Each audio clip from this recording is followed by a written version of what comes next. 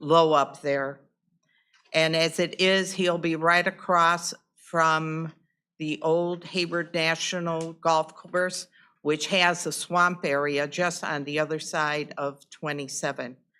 The traffic, he said that it won't be bothered, except that I live off of 27 and Anderson, so many of these skidsters, they can't get into his driveway, are going to be parking on my driveway or near my driveway. And so because of this, I think you should follow the town of Hayward and deny this request. Thank you so much. Thank you. Scott Schultz.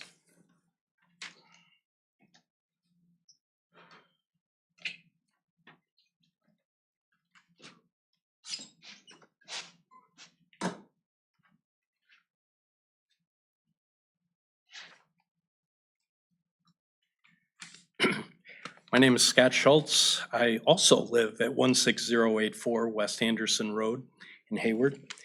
I've written you all an email, and Liz also was going to take steps to try and make sure that you got a copy of that email and hopefully emphasize that everybody read it. So I hope you did. And I don't want to read from that. I briefly summarize it. My biggest point is that this is spot zoning. Again, I'm speaking against the Strable rezone. This is spot zoning.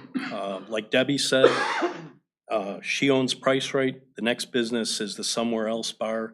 That's about 0.7 miles in between there, and all of those lots and areas there are zoned residential. So this would be inserting a commercial lot in essentially a good, high-quality residential area. And at a time when this county really needs to be working on developing residential areas to remove a residential lot from the pool, if you will,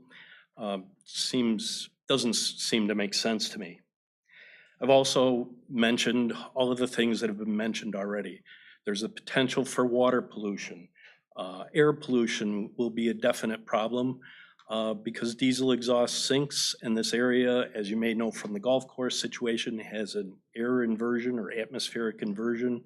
So the diesel exhaust will sink, settle near the ground, and OSHA has determined that diesel exhaust is a carcinogen. Me and my neighbors, and many of my neighbors have signed this letter, will be exposed to this through no choice of our own. The noise between an exhaust fan running in the garage and just impact tools, pneumatic hammers, the type of work that gets done on diesel engines is going to be noisy throughout the day, and you have to race these engines to warm them up, and there's going to be problems with that. We're concerned about our property values.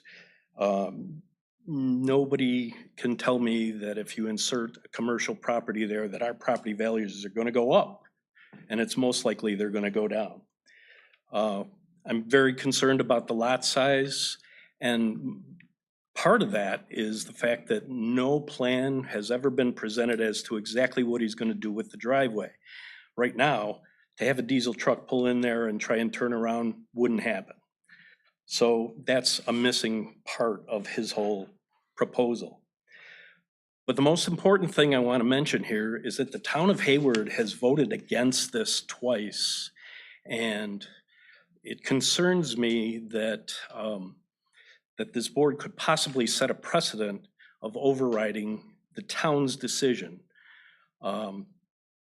Towns have their own sovereignty and make their own decisions, and there's many people that are sitting on this board that sit on town boards, and some of them want to be sitting on town boards. And if the county board overrides it, then what's the purpose of the town government?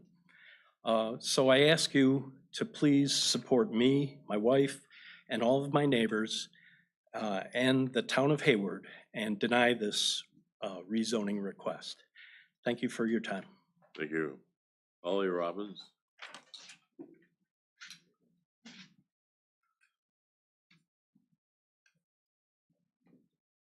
Hi, I'm Holly Robbins. My address is 11090 West South Shore Road.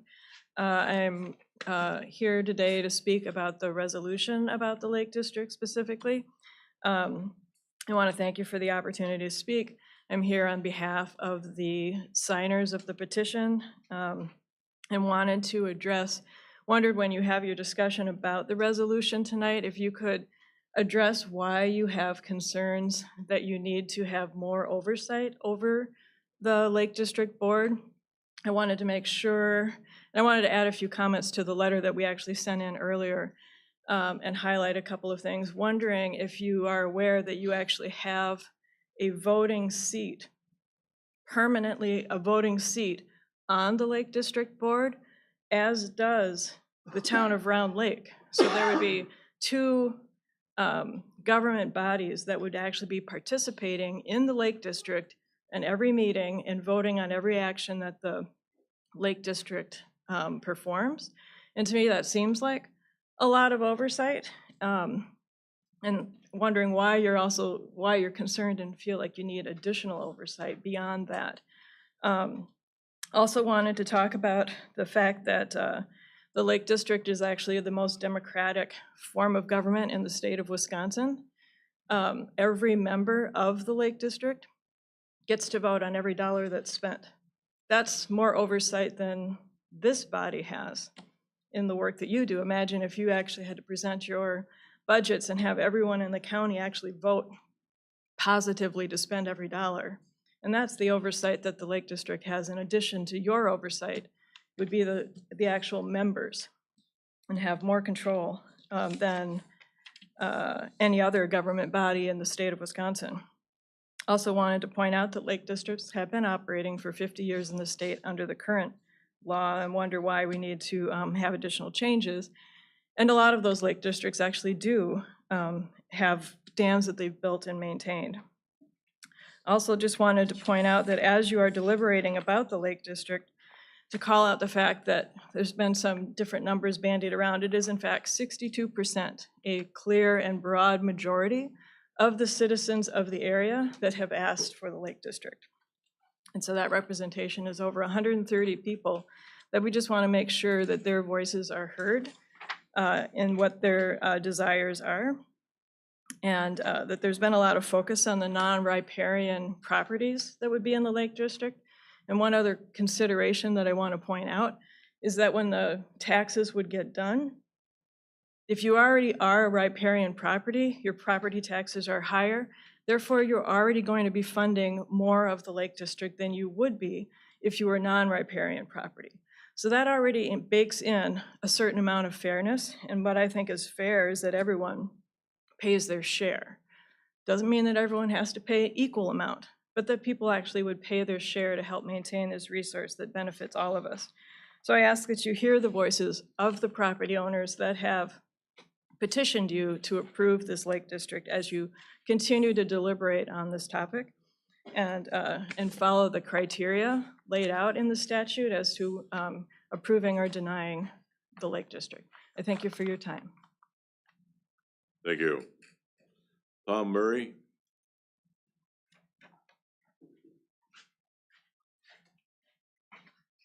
Hi, my name is Tom Murray, 10671 Falcon Ridge. I'd like to start with a letter I got from Steve Norquist. He's the assessor for Town of Round Lake. And his letter reads, I am ready to confirm that the assessed value of your property located at 10671 West Falcon Ridge in the town of Round Lake is not higher due to the proximity to Callahan Lake or County Highway B. The assessed value is not currently impacted and has never been impacted by these factors. That way, there's no benefit for me being near Round Lake or Highway B. Also, tonight I brought with me, I got DNR dam reports, inspections going back 70 years. And I don't have the time to go through 100 pages of their inspections. There's correspondence in here and memorandums that have been written back and forth for 70 years. What I can tell you is the town of Round Lake and individuals have tried to control levels and stabilize the dam for many of these years. They have added stop boards, log stops, gravel, and even plywood and fence posts to add more stop boards too. So after I found out to try to control the water level of any dam in this county, you automatically have to submit application to the DNR for a permit. And that's usually then presented by a licensed engineer in the state of Wisconsin to tell the work you want done on that dam. I asked for the permits authorizing the work, but I was told, and this was through the DNR, that there were none on file. With this dam being a state-regulated dam, this should have never occurred without DNR approval. I would like to know why the DNR continued to let this happen, because in the dam reports you'll see in correspondence, the wood has come loose, the wood has floated away. We don't know where the wood went, but they kept just re-adding this stuff. Where it ended up is down the Chief Lake, up on the shoreline, and starting to cause erosion in that, because we're talking over 50 years of this going on. As recently as 1981, the town of Round Lake was named as one of 3 owners of Callahan Lake Dam. In 1990, the dam was on a list of dams to be abandoned, and removal funds were available at that time. In 92, the township disclaimed ownership of the dam. The town of Round Lake disclaimed in 92 ownership of the dam. I suppose because the gravel they dumped illegally was causing erosion and starting to form channels through the culverts under the road at that time. That was from a phone call received from a concerned resident on Callahan Lake that they had dumped, and they had dumped numerous times gravel into that lake with no permits. Why won't the DNR county or township take ownership? People have stated this, they want nothing to do with it. Well, why? I was hoping maybe we get answers tonight, but with it being what it is, we probably won't. Sawyer County Tourism generated $150 million in 23 and contributed to Wisconsin's historic $25 billion in tourism in 23. They broke those records in 24. There's a lot of funding out there because we know how government works. They can move money around to fund projects. We don't need a lake district as our solution. We just need a group of people that want to really go after with the state and your representatives to start pursuing this money. Other dams in the county have been and are slated to be rebuilt without a lake district. I ask that the board deny the Lake District Committee proposal as is, and we have them redo the boundary to include only lakefront and deeded access owners. After that would be approved, anyone wanting to be included in the Lake District that feels they were left out of the district can write a written notice asking to be included, and then the Lake District can add them at any time. That way, anyone that wants to be in that district can get in it. Nobody will feel left out. If this is not done, I would ask the board to at least detach my property and the other 9 properties from the boundaries. As I hold 70 years of reports which allowed this dam to deteriorate to the condition it's in now. I was by it again today. Unbelievable. I don't even call it a dam. I passed probably 15 dams on my way up here. That don't look like any dam I pass on the way up here with steel posts sticking out the ground, logs laying, a catch cage laying in a spillway. Ridiculous. If the local municipalities won't accept ownership, why would I be forced to bear the financial burden that adds depth and no value or benefit to my property? And then just a quick note on Town of Round Lake Highway Department has already told me that if anything were to happen to that dam down there and the road needed work, that's their responsibilities, nobody else's. They would be out and fix it. Thank you. Thank you. Bill Stable?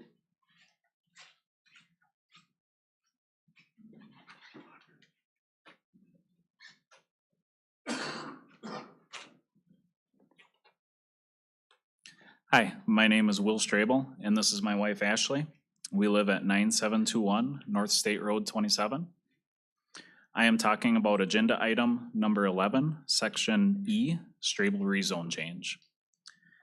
After 15 years at a dealership, I am starting this repair business to have more control over my schedule to allow more time to be spent with my wife and daughter.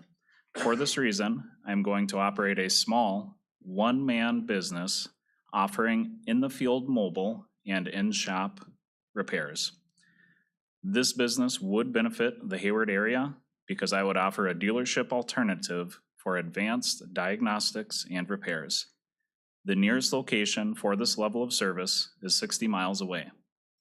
I plan to go above and beyond environmental regulations by installing rain gardens and a holding tank for floor drains. This and more is addressed in the handout that I emailed to each of you on February 2nd. My family lives here too, so it's important to me that we can drink the water that's in the ground on our property. The shop that I plan to construct can be built without a rezone to commercial as far as the floor size. The reason why this should be rezoned commercial is because it aligns with the Town of Hayward's comprehensive plan, which designates all areas along Highway 27 commercial use. The Wisconsin DOT has approved a driveway work permit, allowing a driveway wide enough to allow semi-trucks to easily enter and exit the driveway without hindering traffic flow on Highway 27. My proposed parking area in front of the shop has ample space for the trucks to turn around and unload their equipment. This is shown on the map attached to the same email that you received from me. In addition, I have 16 letters of support for this zone change. All of the letters are residents from Sawyer County, 9 from the Town of Hayward, 1 retired coworker of 12 years, and 10 who have known me for 18 plus years, who can speak positively to my character and know that I am a respectful and hardworking individual. This rezone has been approved by Town of Hayward Planning Commission, the City of Hayward, and the Sawyer County Zoning Committee. Concerns about this rezone have arisen from not in my backyard politics motivated by unfactual fears. This was a very close vote at the Hayward Town Board meeting. The vote was tied 2-2, and Chair Kurzweil had to be the tie-breaking vote. He covered his face and expressed that he did not want to have to vote in this, then casted a final vote opposing the rezone. He expressed later it was one of the hardest votes he has ever done. Chair Kurzweil then spearheaded filing a resolution of disapproval with the county after the zoning committee approved this rezone. It is clear that my rezone is being used to debate county versus town politics. The impact is that a business that can greatly benefit this community is being blocked. Please utilize the findings of fact from the email you received from me, along with the Sawyer County Comprehensive Plan, as you evaluate this rezone request. I respectfully request the board's approval for my rezone application. I will answer any questions you have.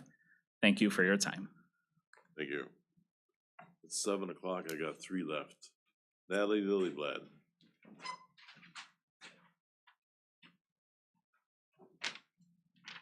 Hi, my name is Natalie Lillyblad, and I live at 10730W Otter Lane. I sent everybody emails stating that I don't want my name on the Lake District.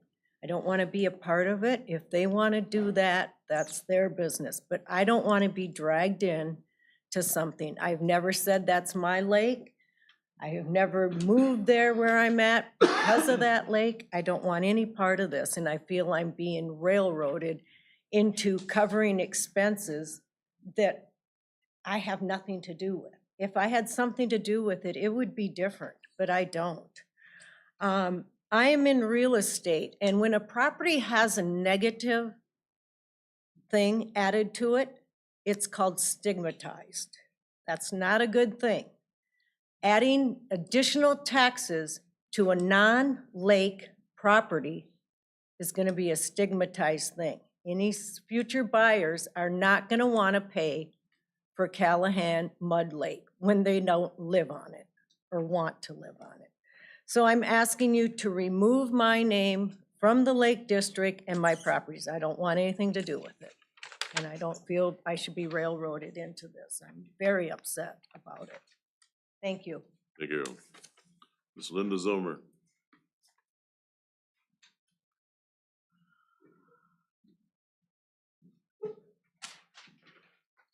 Linda Zilmer, I'm speaking to the items on the email that I sent to you, and I'll try to go briefly if there's one more person that you would please allow to speak after me. Number 10, I'm glad the county is embarking on planning, but I believe that is operational or organizational planning, which should have been done long ago. When that effort is done, I think it provides a good framework for really strategic planning, which includes your external customers, which are residents and property taxpayers. Regarding the resolution to amend the zoning map that the Strables just spoke to, I know your resolution is to deny, but I hope you deny it based on the fact that that should never really come to the town anyway. Everybody has a right to apply for a rezone, but that was not the proper location in a residential zone district that actually prohibits even auto repair. With regard to the animal control ordinance, 9 people spent over an hour at the Edgewater Town Board meeting talking about how they cannot get enforcement of dog control with the animal control officer. So I would encourage you to just leave your animal control ordinance as it is, or next month there would be maybe a request to remove dogs from it. Then with the allocation of funds for a temporary bridge, I did not hear any conversation in meetings as to whether this bridge is engineered and designed to carry logging trucks that are fully loaded. And then with the BEAD endorsement, I know that the Bertram Company presented to Washburn County that they wanted things other than a letter of endorsement, and I did not hear in their presentation this evening whether or not they wanted the county to make in-kind contributions or cover permits or to get the endorsements from the town. And then finally, the Lake District statute, I would encourage the county board to send this back to the Committee of Jurisdiction. So many things are coming just through admin or right to the county board that really deserve to go through their committees. Thank you. Thank you. Mr. Becinda, you good? Thank you. Number 8, County Board appointments, discussions, possible action. It gives me great pleasure to welcome for District 15 to replace Mr. John Sorowski, Mr. Dale Magnuson. Step forward, please, Your Honor. Just up to the microphone right there, please. Yep. Take your hat off. Yep.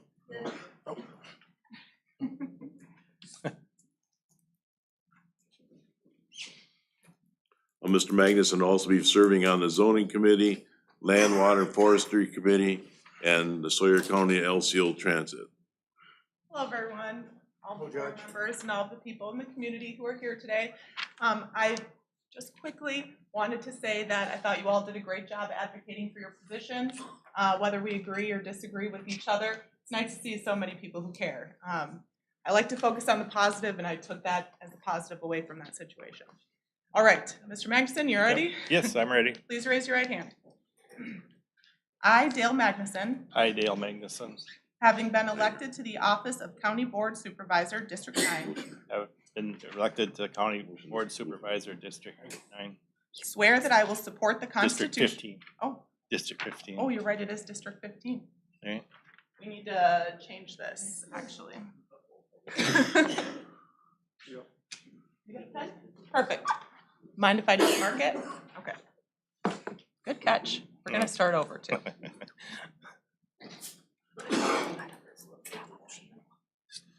I thought it would let him finish. All right, we're gonna start over. That's our mulligan. All right. I, Dale Magnuson, I, Dale Magnuson, having been elected to the office of County Board Supervisor, District 15, having been elected to County Board Supervisor, District 15, swear that I will support the Constitution of the United States swear that I'll support the Constitution of the United States and the Constitution of the State of Wisconsin, and the Constitution of the State of Wisconsin, and will faithfully and impartially and will faithfully and impartially discharge the duties discharge the duties of said office of said office to the best of my ability, to the best of my ability, so help me God. so help me God. Thank you. Thank you.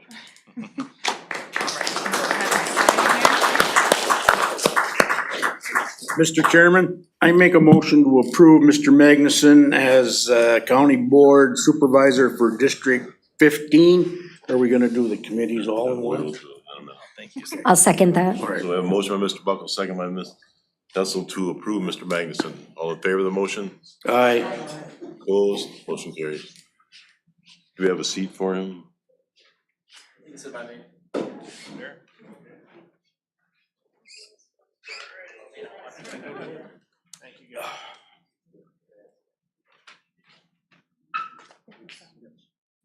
Welcome aboard, Mr. Magnuson. Also, we have a Public Safety Committee. We're gonna add Mr. Jim Evans to replace John Sorowski and Mr. Jim Evans to replace Brian Bissonnette on the LCO Library Board. Look for a motion to approve that. Ms. Hessel? I'll make that motion. No second. Sorry, Chuck. Motion by Ms. Hessel, second by Mr. Rigenheimer to approve Mr. Evans for Public Safety and LCO Library Board. Any discussion? Hearing none, all in favor of the motion? Opposed? Motion carries. Thank you. Number 9, consider approval of the minutes of the previous meeting of January 16th. I'll make that motion. Second. Motion by Mr. Savinsky, second by Mr. Buckles. Any discussion? Hearing none, all in favor of the motion? Opposed? Motion carries. Number 10, strategy planning presentation. Mr. Alvarado, our administrator. Yes, so as we've been, working on the budgets the last couple of years and had different projects come to the board, it's, been discussed that maybe we would benefit from having some goals or guiding principles or something that would help us outline what our priorities are as a county and have those come from the board. So I've asked Ariga from our UW Extension Office to talk a little bit about some strategic planning. She's done this with other counties actually, and would help us arrive at some directional statements, goals, that type of thing to help us as we move forward. So I'll turn to Ariga to kind of give you the primer presentation on what we're considering at the end. I'll have just a couple things to add. What we're looking for is just some input from the board or a motion that this is the process we're going to use over the next few months to go ahead and put it together. Welcome. Thank you.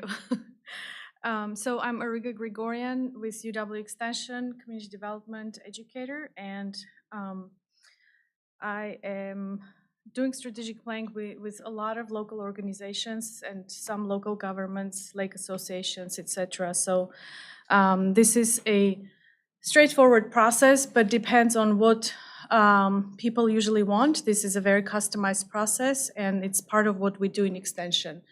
So let's move to the next plan. I'll quickly go through the steps. They're pretty straightforward.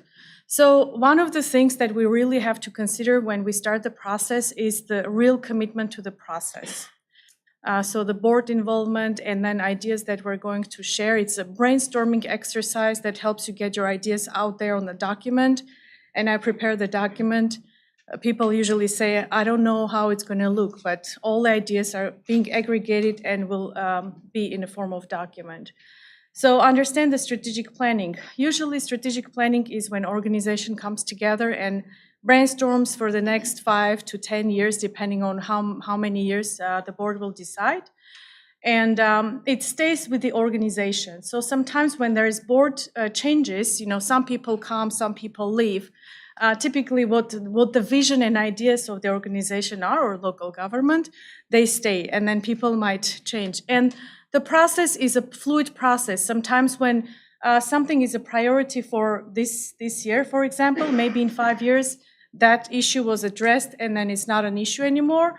So it's organization as it evolves, the process evolves as well. So things change, and then so does strategic planning and the direction of the organization change as well.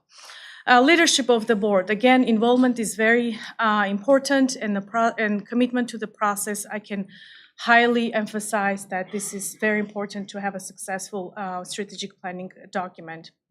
involvement of the board, and support that needs to be for this successful implementation. Next slide, please. So this is a 10-step process, but we're going to kind of merge some of the processes to make your work easy. And I submitted some of the ideas to Andy where we can kind of use your minimum time with maximum effort so we can come up with a very effective document here. So first step would be to organize the planning effort, which is what we're doing right now. Information gathering and analysis. So during this time when we meet, we will move on to the step 3, mission statement. If you have a mission statement, we will review and make sure that the board agrees if there is any revisions or updates. Typically, people like wordsmithing that, and so there might be a person who would who would be the champion and take on to wordsmithing and kind of run it through the board. So this can also be a great way of discussion. What is the mission of the organization? And then the vision. Okay, typically this is the organizational direction. Which direction is organization going? Typically mission and vision stay with the organization. Next step, please. Step 5 is the SWOT analysis. SWOT stands for strengths, weaknesses, opportunities, and threats. This is where we kind of discuss what is the internal strengths and weaknesses of the organization and external opportunities and threats that an organization might face. And again, the SWOT analysis serves as a basis of that brainstorming process where we kind of review and look at the paper and say, okay, these are the weaknesses, and that might potentially serve as identification of the step 6, which would be identification of critical issues. What are the most emerging issues that an organization is facing? A lot of times in organization, I see the financial or the sustainability of the organization. A lot of times when I did it with local government, there was workforce and some other critical issues like broadband, housing, depends on what would that come up as a brainstorming exercise with the group. Formulation of strategies for each goal. Once we have the goals or those critical issues identified, we're going to brainstorm how we're going to address. And typically this is very important because in this part, we have to consider the resources that we have, okay? The resources we have as an organization, the opportunities, the possibilities, and again, do we have the skills? If we don't have the skills, can we get those skills by hiring, let's say, a third party or whichever organization we might think might help with those goals to be addressed. Adoption and implementation. Again, this final document would have to be approved by the board. And before the approval, it might be coming back and forth, and maybe there might be some changes or making sure that everybody is comfortable with what's on this document. So this would be a 10-step process. Next slide, please. Some ground rules that really have to be considered. Again, active participation, respect rights of others, speak for self. And if there is an activity you don't feel comfortable, you can always pass. Focus on what matters and take some risks. Expect unfinished business, avoid put-downs. Contribute your thinking, speak your mind and heart, listen to understand, link and connect ideas, listen together for insights and deeper questions, have fun. A lot of times when a strategic plan is requested by an organization, it's an interesting process, and all the ideas that are being contributed by members like that because they're being listened to, their voice is being considered, and that input is going to be in the document. So a lot of times the process is very important, and people enjoy the process more than the result, more than looking at the document, where a lot of time the work needs to be done while it's on the document. Next one, please. So mission is, again, it stays with the organization. The time frame is forever. It will be board description of what we do, for whom we do it, our distinctive competence, and why we do it. An ultimate end. Mission communicates the purpose of the organization. Strategic vision, again, we can kind of go over this process very fast with the Sawyer County, but we should not omit it because, again, vision would be communicating the direction and will set the stage for our next goals and SWOT analysis. Next slide, please. So again, I kind of covered the SWOT analysis, internal assessment. It's going to be the review of internal workings of the organization, structure, governance, management, operations, funding, organizational structure. Again, you might be kind of overwhelmed with what's here on the board. Extension has a lot of tools. You don't have to be overwhelmed. There are processes that will move this process very fast for you. And again, it will consider in SWOT analysis in strength.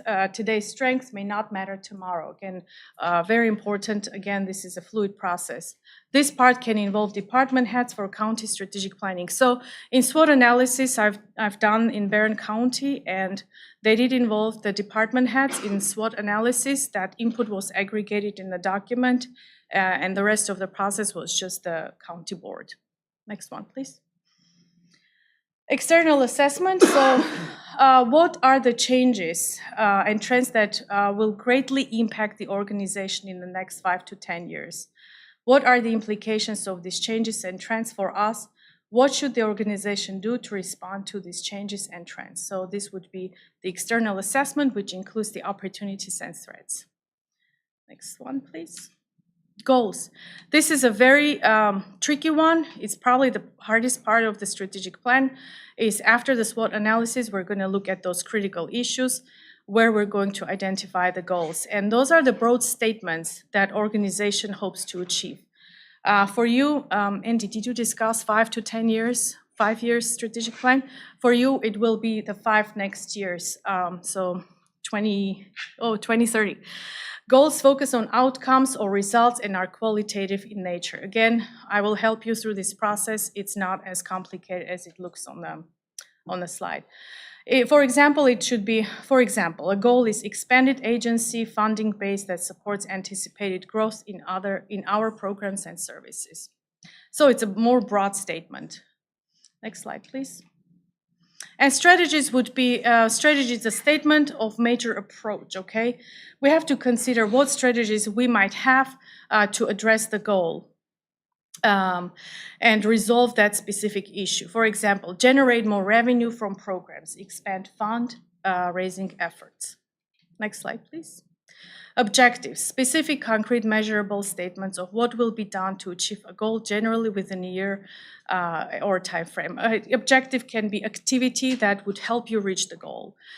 For example, the program services department will generate at least $5,000 from service fees by December.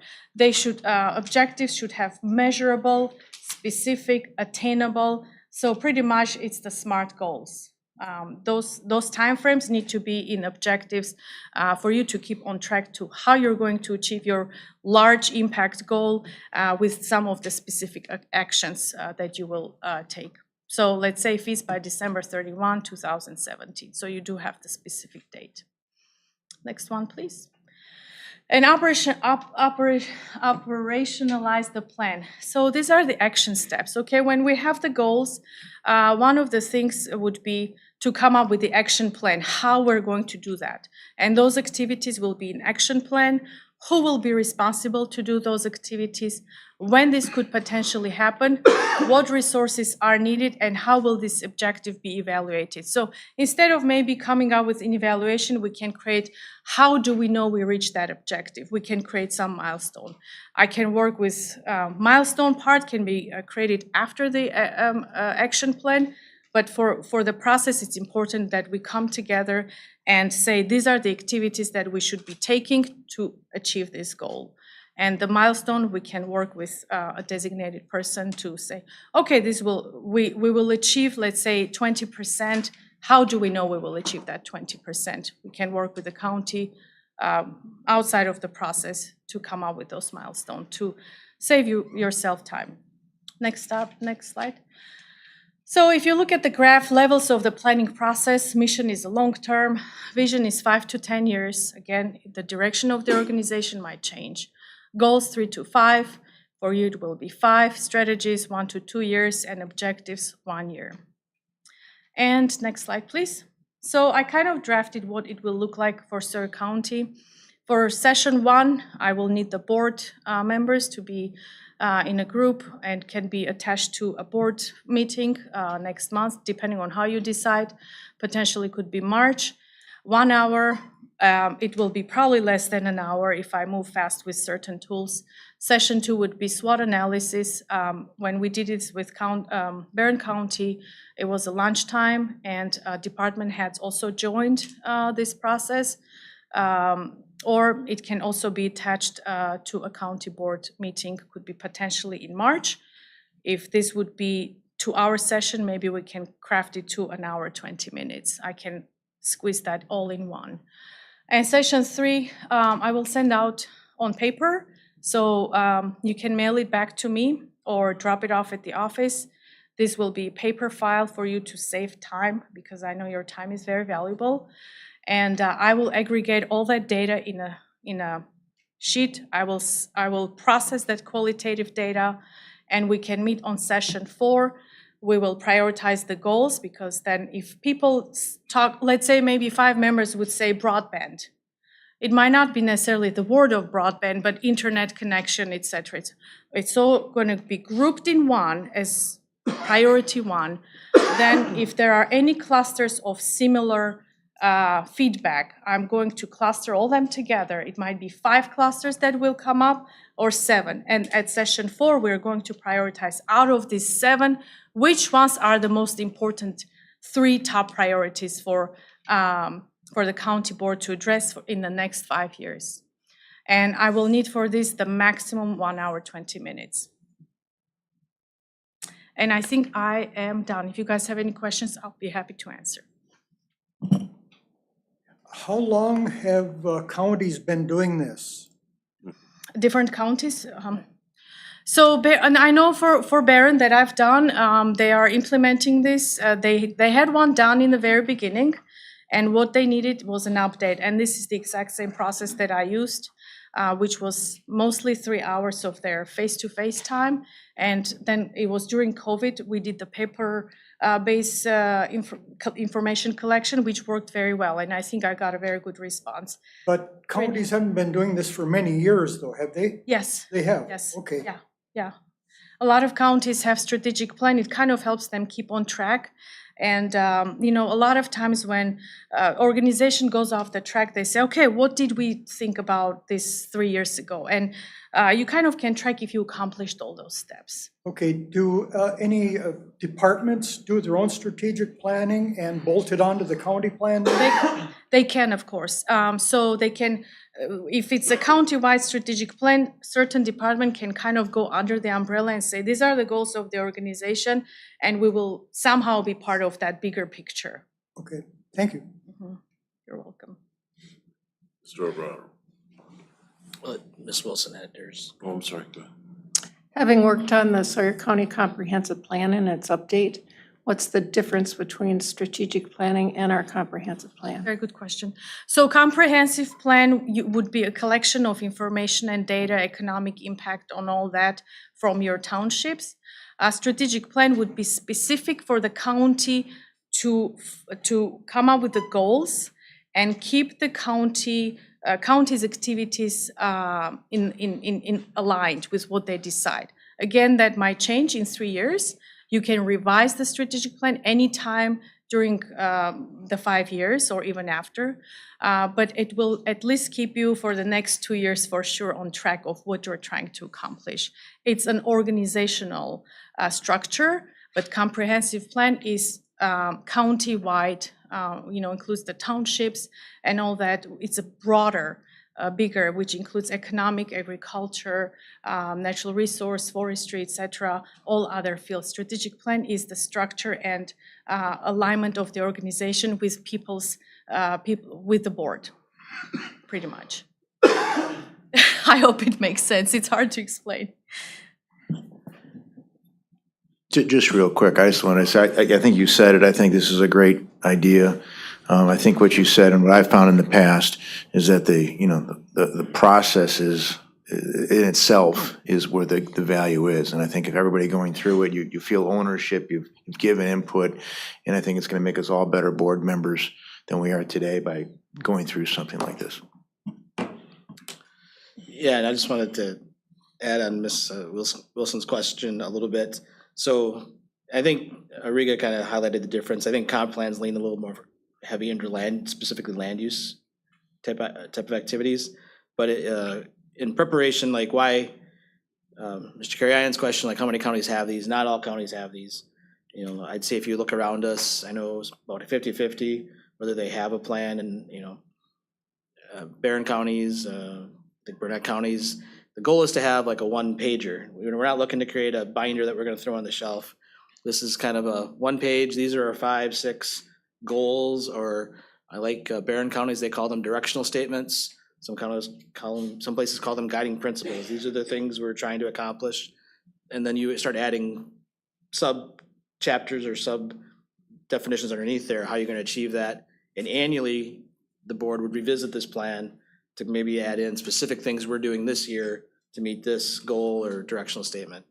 The lead up to this, it's always been like, when are we gonna start this? And then finally, it's just like, we need to launch in, because the goal for me to present this to you was so that something is done as we move into the 2026 budget process, that we have this in place so that we can kind of use it to make decisions.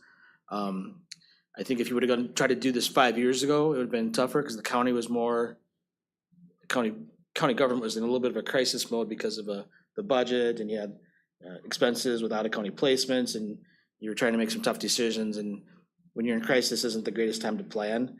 I think the county's in a better place now to be able to do this plan and look forward under the horizon of what's coming. And to do that too, I would talk to the board chair about having a speaker here next month. You all get the, or sometime in the next month, you all get the reports from Forward Analytics. And you've seen maybe the aging, and they talk about housing and the demographics. Dale Knapp does a good job of kind of coming into counties and giving you this is where we're at, this is where things are headed. If you read this, not this report, but the last one on the aging population, even though there's been a good migration of people into the county, which not all counties can say that, you're gonna see a balloon of older individuals, and they're gonna have demands for services and needs, and how do we account for that? And also the preparation to do this plan, I did ask departments to start giving you like an annual report the last couple of months as to what they did last year, what's it look like in the future, just to get the board more prepared as to our county services. The other thing is there is a wealth of information already available. As we enter into our planning process, we will make it available to you if you want to do some reading just to get better background on the county.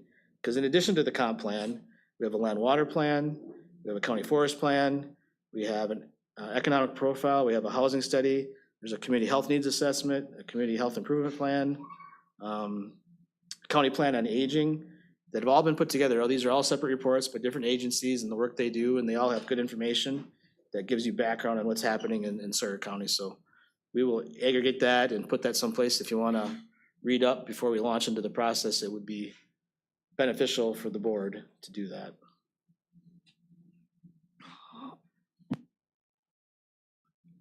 Now it's just kind of, if you're overwhelmed and don't want to do this, you can say that, or if you want to go ahead, we just want to give you the opportunity to discuss that.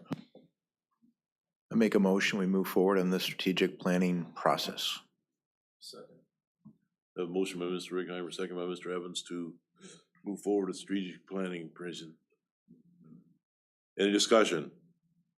Hearing none, all in favor of the motion? Aye. Opposed? Motion carries. Thank you. Number 11, zoning, chair report, Mr. Buckles. Thank you, Riga. Thank you, Mr. Chairman. The zoning committee will hold its monthly public hearing tomorrow at 8:30 in the morning. The last month's meeting of the committee approved 2 conditional use permits and recommended approval of 2 rezone cases, which will be heard next. The multi-dwelling development ad hoc committee has conducted their second meeting, with the 3rd meeting scheduled for next Thursday at 2 p.m. Additional meetings are anticipated to work through the conflicting language within the current zoning ordinance. And that ends my report, and turn it over to Jay. Thank you. I also had a year-end report that I'd given out to the board members. I don't know if you want me to go through that at all, but you can certainly peruse that. We kind of showcased what we completed as part of our 2024 goals and objectives, as well as what we're anticipating or tasks that we want to tackle as far as the 2025 cycle. Also included in there are some graphs and charts of our permit history over the last few years. And you can see with those charts the exponential growth that we've seen in permits issued, at least over the last decade. If there's no specific questions on that, we can just certainly jump right into the rezone cases. First rezone we have is rezone number 25-001, owner's longtime trust in Anderson Enterprises located in the town of Hayward. Parcel ID number 01094121106 and 01094121101. This ultimately is a swap of land. The purpose of the request is to rezone approximately 1,299 square feet of commercial 1 from tax ID 12315 and approximately, from tax ID 12319 and approximately 1,572 square feet from residential 1 to commercial as part of tax ID 12315. As part of the attached maps in the packet, there are some diagrams that showcase the actual swapping of land. Now, the swapping of land is a little bit conflicting in that one portion of the property is zoned residential 1, one portion of the property is zoned commercial 1. If you keep going one more slide, it'll actually showcase, yeah.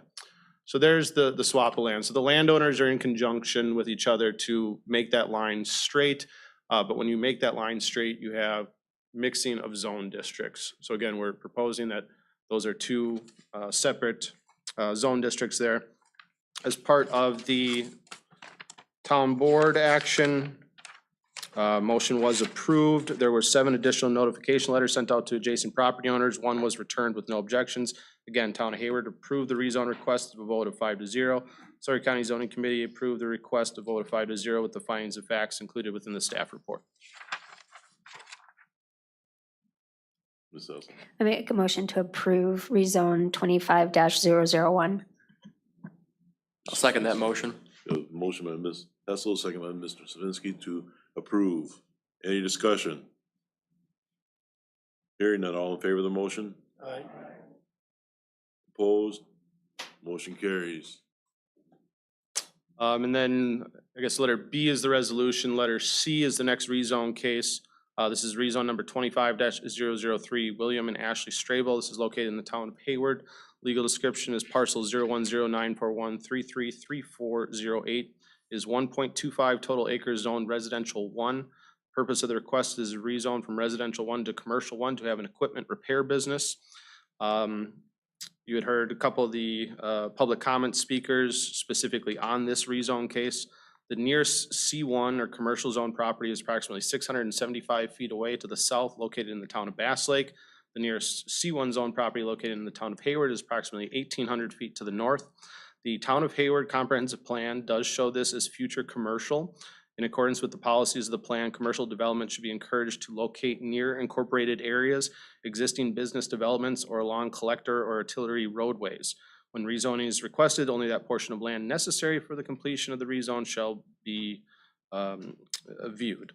While this wouldn't be viewed as spot zoning and it would align with the town comprehensive plan, the zoning committee, did weigh in on all those decisions. There were 9 additional notification letters sent out to adjacent property owners within 300 feet. 2 of those were returned with objections, and additional objections were heard at the public hearing process. The town of Hayward recommended a denial of the rezone request as a vote of 3-2 on January 14th. The Sawyer County Zoning Committee public hearing on January 17th, it was recommended for approval of a vote of 3-2 with the findings of facts included in my staff report. The town of Hayward then, on January 22nd of 2025, submitted a resolution of disapproval to the county clerk for the subject rezone case pursuant to Wisconsin statutes 59.69 sub 5 sub E sub 3. In essence, this resolution of disapproval effectively takes away the jurisdiction of the county. County board should not approve the rezone in the affected town by actions of the resolution of disapproval, but still the county board needs to take action on this subject rezone case. I would then also refer you to the resolution as item D as part of the agenda. Mr. Buckles. Mr. Chairman, I make a motion to deny the rezone position as set forth in the resolution.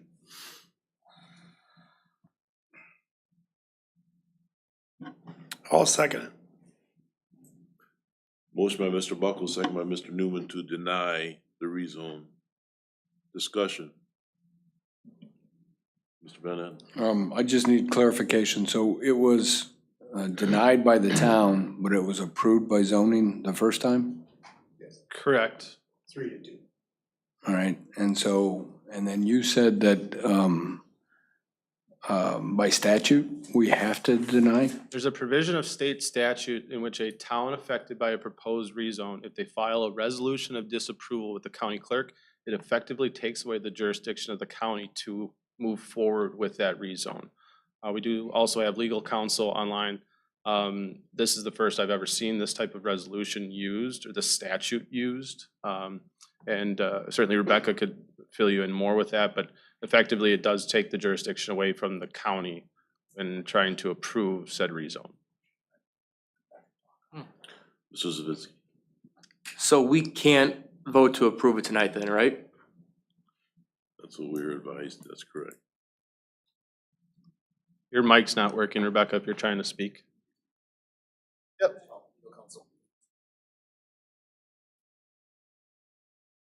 Encourage the board not to approve the rezone. Mr. Kozlowski did a great job of summarizing the applicable legal provisions in the statutes.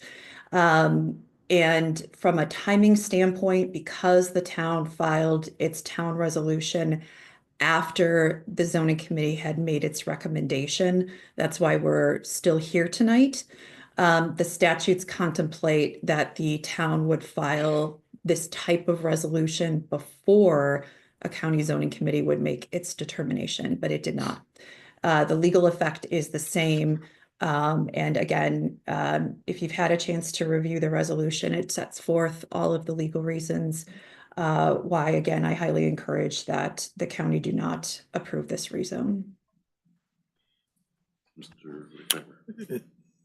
The applicant could come back later down the road to the town. Board of Appeals? As according to the bylaws of the Sawyer County Zoning Committee and the Sawyer County Zoning Ordinance, the applicant would have to wait 12 months from the date of the public hearing That's right. process in which the rezone case was heard. Okay, thank you. Any other discussion? We have a motion and a second to deny. All in favor of the motion? Aye. Opposed? Motion carries. Thank you. Thank you, Mr. Kowalski. That takes care of all zoning. Number 12, Public Works Committee report. Mr. Helwig is not here this evening. I will tell you that we have a great maintenance department, and they do a very good job of keeping the snow out of here so the public can get in. They keep our building clean, and I praise them how well they do. Out at the airport, Mr. Leslie constantly keeps us abreast of what's going on out there. A reminder that they will be resurfacing the runway this summer, I believe in the month of May, so the airport will be shut down at that time. That'll hurt a lot of businesses. And in the highway department, we have our highway commissioner here tonight. He keeps the guys busy and the roads are clear. And if you look out there tonight, they weren't too bad coming in, and pretty good chance it'll be pretty good going home tonight. Well, that's the city. Also, we have a resolution ordinance established by the terms of Sawyer County Highway Commissioner, Mr. Alvarado. Yes, so the appointment of a highway commissioner is outlined in statute. Statute allows the counties to establish the term of office for the county highway commissioner. If the county does not have an ordinance determining that, the default is the statute, which is a 2-year term. So the resolution does two things. One, it reappoints Mr. Pino as the highway commissioner, as he is up on his 2-year term. He was approved in March 16th of 2023. This would approve him for a new term, and we dated it just to start at the beginning of this past year, so it's retroactive to January 1st, 2025. And then it also establishes a new county ordinance that we do not have in the books that would, now let's read it. In the event of a vacancy in the position of highway commissioner, the county administrator shall present to the county board the name of one person the administrator decertifies as qualified for the position of highway commissioner for the county. If confirmed by majority vote of the county board, the person so selected shall serve until the first Monday in January of the second year succeeding the year of election. Upon reappointment in the second year, the county highway commissioner shall serve an indefinite term as highway commissioner for the county, commencing on the first day of the month following said election. The highway commissioner may be removed by the county board in accordance with Wisconsin statute 1710, parent 2. So effectively, that's what we're doing, is he's served his first term, we're reappointing him, and now he will serve indefinitely. And going forward, should we need to appoint a new commissioner, that same process will be used. Most counties at this point have established an ordinance limiting the reappointment process for the commissioner, just as it's doesn't really promote long-term planning if you only have somebody working on 2-year terms. Second is that they can be removed at any time per the statute by the county board. And 3, it is somewhat of a chilling effect if you're always working under a 2-year term and boards change. So we think this will promote, not that we need to worry about it, but the ability to attract future candidates for the position. I'll make that recommendation. I'll second. Motion. Motion by Mr. Van Ness, second by Mr. Newman. Any discussion? Hearing none, all in favor of the motion? Aye. Opposed? Motion carries. Congratulations, Mr. Commissioner. Find a way, Mr. Commissioner, to keep the deer off the road when we go home. Number 13, Public Safety Committee, Mr. Buckles.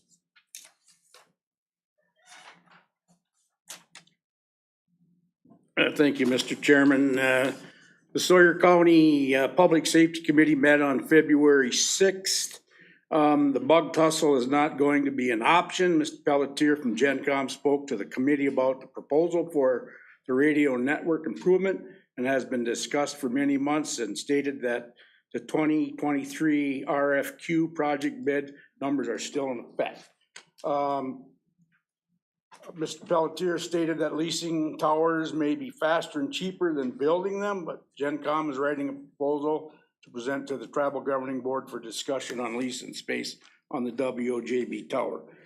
Circuit Court Judge Isham, a verbal recovery court, truancy and diversion, stated that small claims mediation programs is freeing up counter time and moving cases along faster. Clerk of Court presented a written report and agreed that the mediation is a cleaner system for the courts. Sheriff's Department, a written report was provided and reviewed by Lieutenant Rapinski. Jail report was provided by Lieutenant Wooler, and the Huber officer and court services financial position has been filled. Communication Center Management, EM Director, Deputy Rapinski has provided a verbal update. The annual joint powers agreement for municipalities were returned and signed. A grant was received for field training and 36 seats have been filled. The SSESA and school meetings were attended. The call volume is up. Code enforcement specialist, Ms. Olson provided a written report that provided showing revenue, shelter admittance, and calls were for dogs running at large. Ms. Olson is becoming more involved in the TRH and the water code enforcement. Child support was written and provided. Emergency services, Mr. Fremmel reviewed the new ambulance. He presented a written report of calls down by the town crew distribution, and progress will be reviewed 6 months. A written EMS report will be provided. Andy, you want me to read that one on the Round Lake one, or are you gonna cover that? Okay. On a meeting with the towns of Round Lake, Hunter, Spider Lake, and the town of Hayward to discuss adding a third ambulance garage due to the concerns about response time, a building could be provided by Round Lake at the cost of about $500,000. Staffing an ambulance right now would cost additional $750,000. There's not enough EMS personnel in the county to staff a location at this time. And that ends my report, Mr. Chairman. Thank you. if Mr. Alvarado. respectfully, if I could just make one edit to that, the Round Lake would provide the land for us to provide the building on for estimated cost of $500,000. Thank you. You wanna go into letter B, the Sawyer County Radio? Yes, the Public Safety Committee did approve the resolution in the packet regarding proceeding with the public safety radio system improvements. This resolution is largely the same one you saw in October that was turned down at that time. We're back with it because at this point, we've exhausted the bug tussle option and any partnerships there for tower development. And this is largely just to get us all on the same page and start moving ahead with the project. At this point, we have the system somewhat designed, but still need to secure, either tower leases or if we can't get affordable leases in the areas we need them, building them will be an option. But this just outlines that we're moving ahead with the public safety radio improvements, that we know that they serve our local law enforcement, EMS personnel, fire departments. We need to make improvements. It's going to require upgraded equipment and new tower locations. And this will achieve a desired 90% radio coverage throughout the county with 95% reliability. Present time, the estimated cost as initially designed is $2.825 million. And we're asking just for the board to approve that we can move ahead with this with GenCom, enter in any contracts necessary, and that should say this is not any contracts to build towers, that'll be totally separate. This is just with GenCom. They've been really good to work with us. We did contract with them after an RFQ process in the end of 2023. And so they're managing our current network, and then part of that RFQ was for them to move ahead on recommendations for a new network. But at this point, we really just need to have them on contract for this project with the goal that we'd be back here within 2 months to present a final budget and design for the project. Mr. Buckles. Mr. Chairman, I make a motion to proceed with the public safety radio system. Second. Mr. Evans. Second. Motion by Mr. Buckles, second by Mr. Evans to approve to move forward with the project. Any discussion? Yes, Mr. Evans. I had talked to Andy about this, and if is the sheriff still here? Yep. So in the time we've been doing this, and there's quite a few of us that are law enforcement or prior law enforcement on here. Technology is changing at a rapid pace. So I talked to Andy to have him check into rapid radios. That was another option that I wanted to get a couple of these to have the sheriff try out. Since then, there's been T-Mobile that has got together with Elon Musk with these satellites that you would have no dead spots whatsoever for cell phone coverage. And as these things are going, I just don't want to go forward. I know we have a need, but we're talking about 2.4 million or what have you with technology that is getting passed up with this microwave or whatever these other things are. And I think we should still slow down to try these other options that are possibilities before we go. And later on here in our agenda, there's more fiber that's coming in. There's more towers that are coming in. There's more in the last 7 years since we've been doing this, since the grant money has been going on. They're getting so much more that we went from a county that we had one option to now we have so many options. And I think as these things change, we need to take that into account. Mr. Newman, do you have something?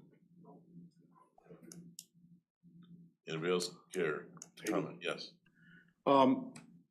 Listening to Mr. Van Etten, this communication system has been up and out there for a long time, and it just keep putting back because somebody thinks that there's something might be better out there. Well, they thought buck tussle was the answer, but look at what happened to them.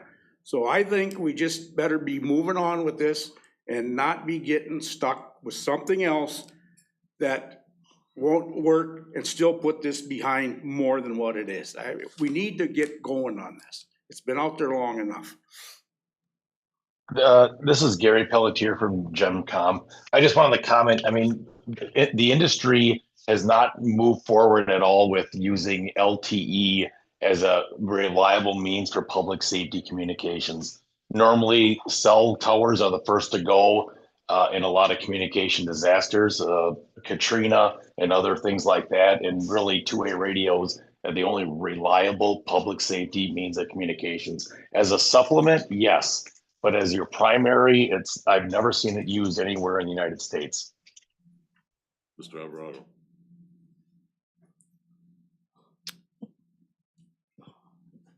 Sorry. Yeah, I got your tongue. So we have a motion and a second to move forward with what is presented. All in favor of the motion? Aye. Opposed? Motion carries. Thank you. Letter C, animal draft ordinance. So this has been discussed starting last fall in the Public Safety Committee about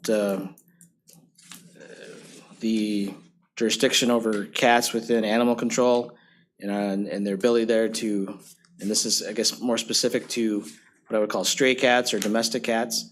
And removing from at the crest of the Public Safety Committee, after much discussion and conference with our counsel who handles these cases, the committee directed that cats, domestic cats specifically as defined in the ordinance, be removed from the ordinance, and that's what this ordinance does. Ms. Hessel. I make a motion to approve the animal control ordinance. Let me say too, sorry, the changes are highlighted in yellow in the ordinance you have. So do you just need that as written, as presented, with the highlights in yellow, to be specific? Mr. Haney. I'll second it. The motion by Ms. Hessel, second by Mr. Haney. Any other discussion? I'd like to make a statement. Free-ranging and feral cats do pose a significant public health risks to public health and safety. They are the most common vectors of rabies in domestic animals, and it's unclear how many free-ranging cats are currently vaccinated. Cats can also transmit several diseases and parasites to people, including cat scratch fever, plague, ringworm, hookworm, salmonellosis, leptospirosis, and toxoplasmosis. So to have feral cats running around without any control, I think is a risk to public health and safety. Any other discussion? Hearing none. We have a motion and a second. All in favor of the motion? Aye. Opposed? Motion carries. Thank you. Number 14, Land, Water, Forest, and Resource Committee. Mr. Rickenheimer. No, excuse me. I'm sorry. Thank you. Yeah, Land, Water, and Forestry Committee met on February 12th. Highlights of our committee meeting include a report from County Forester Greg Peterson. Indicated that 15 timber sales were active in the month of January.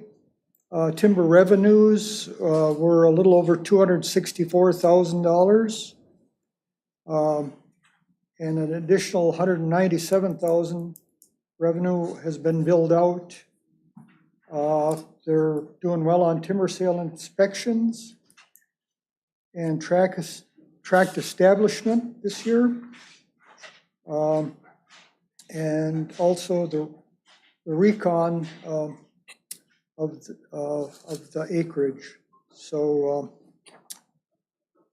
other than that, Good Neighbor Authority is still alive and well. They We've got 595 hours of timber sale establishment administration contracted for this year. Nothing new in Oak Wilt. There's still going to be working on a possible trail system with the Sealy Trails Association.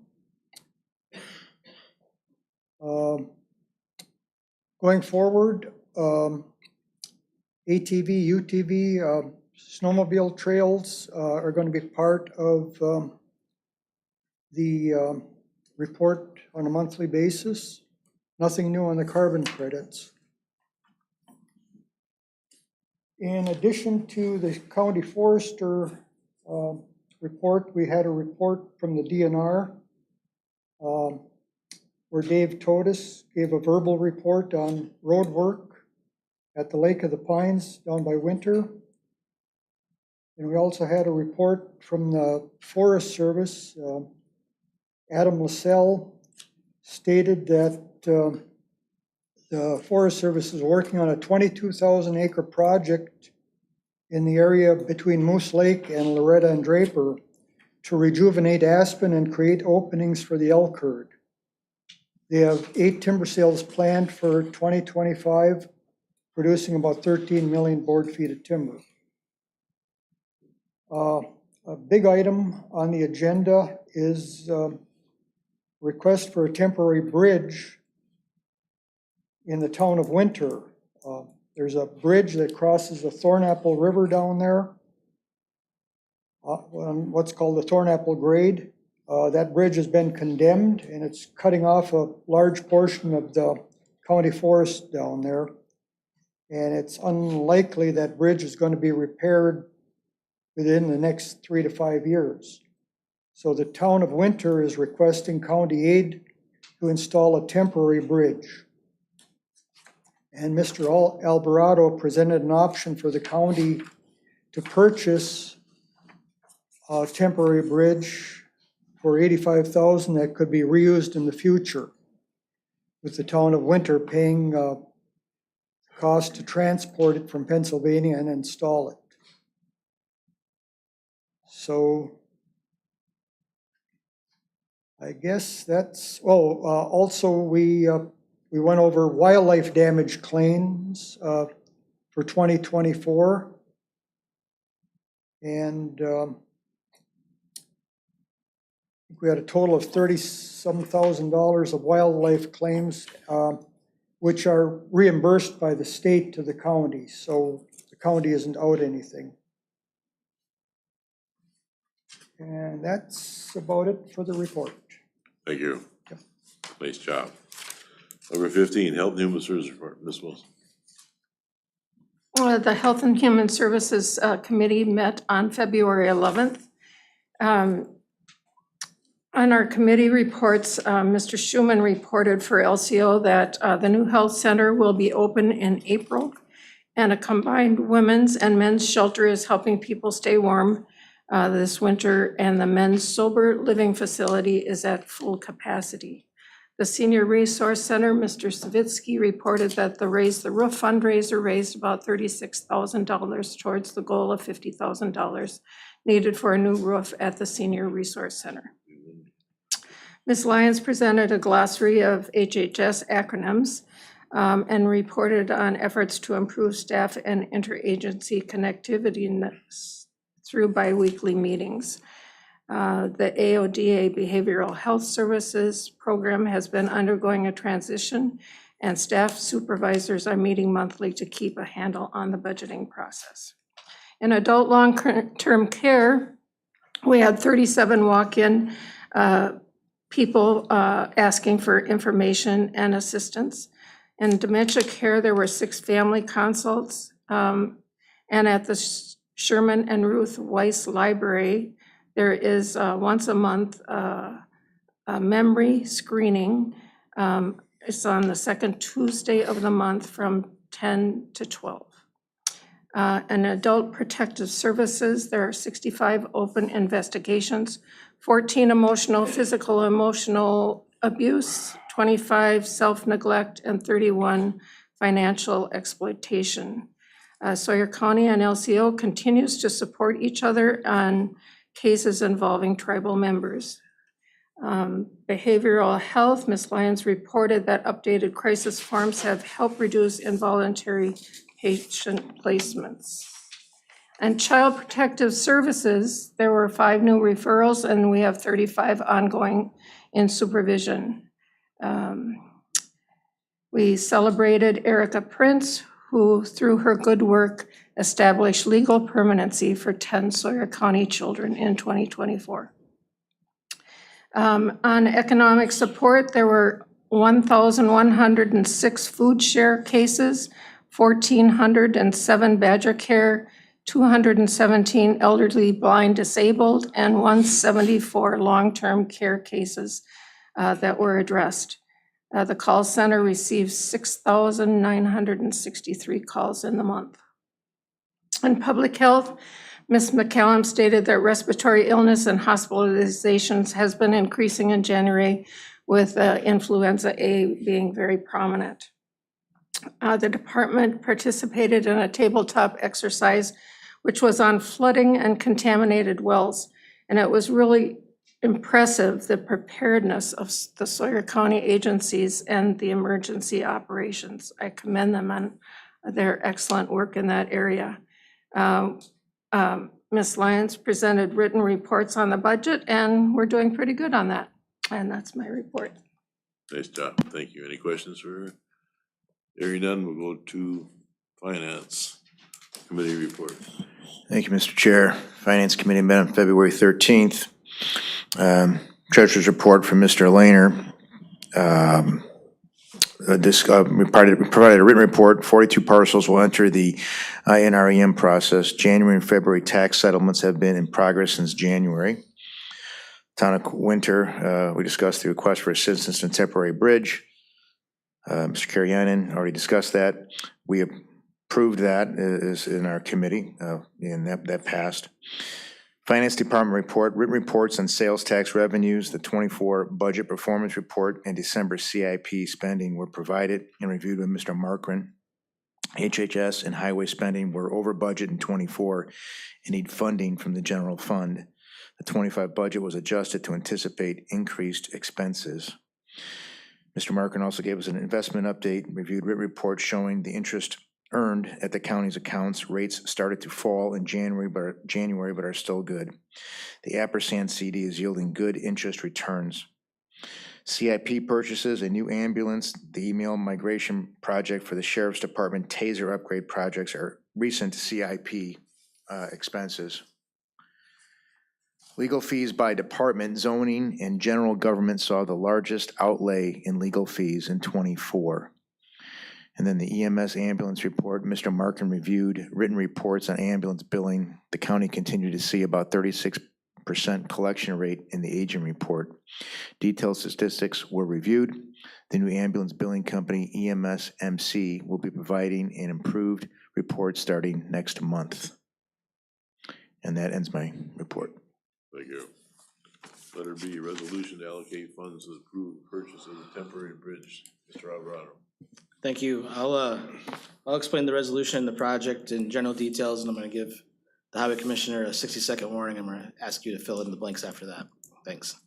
So as you've heard from a couple committees, we discussed this in the Land, Water, Forestry Committee meeting, the Public Works meeting, and then in the Finance Committee. And we have a number of bridges throughout the county. A number of them are in not great shape, and there's a particular bridge in the town of Winter that deteriorated rather quickly, so that it was not even part of the bridge program, as we call it, not in line to get funded for repair or replacement, but had deteriorated enough that it's no longer able to be used. It's just unsafe. So that bridge has been closed. It's the Thornapple Grade Bridge over the Thornapple River.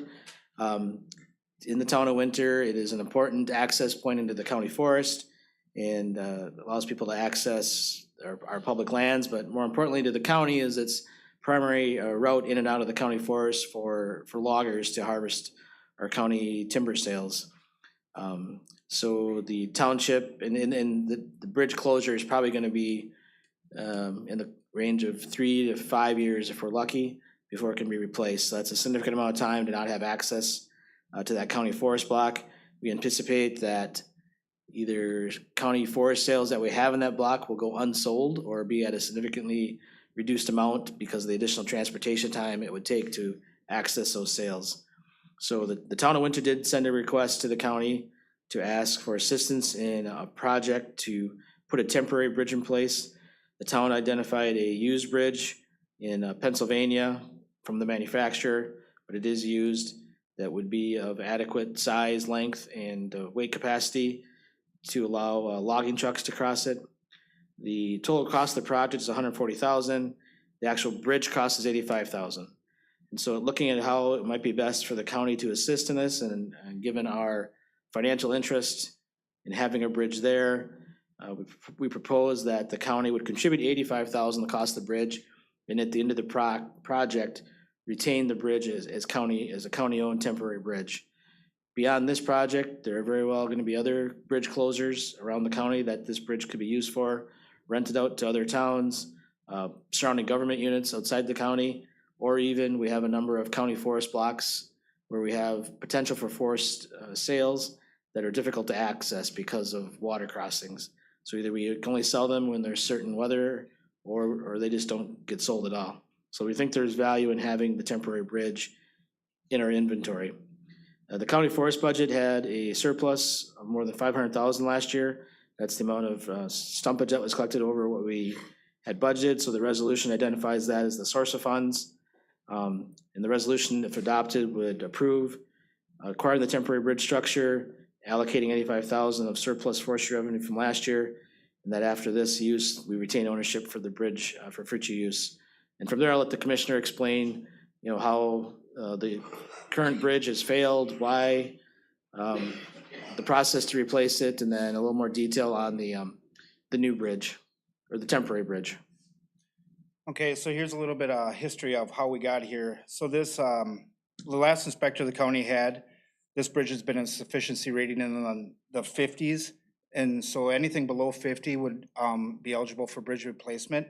Well, the last inspector that the county had really didn't do their job. And when I came in and I hired a new bridge inspector, and this is one of the first bridges that we inspected, and we posted it at 10 tons immediately per WSDOT.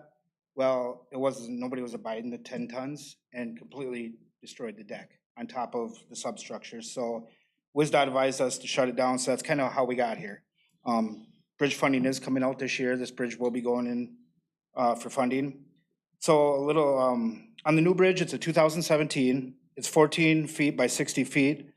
It comes in two sections, 8 foot by 60 foot long, weighing 37,000 pounds per section. It has only one lane of traffic, a 14-foot clear usable zone. So it's gonna have stop signs and everything on each end and bridge ahead warnings. It has an HL93 loading, which is an engineered loading. I'm not an engineer, but it's the way they do the loading to support log trucks. It also will support a 9-axle, 94-ton combination weight with speed restrictions at 10 miles an hour. But again, that would require a special permit from the town in order to haul that heavy of a load there, which probably would never happen. The steel structure is in excellent condition. It's a timber deck bridge. The timber on it, which typically a lifespan is 5 to 10 years.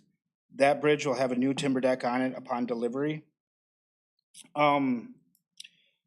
The structure has been well maintained and they've had lasted over 35 years.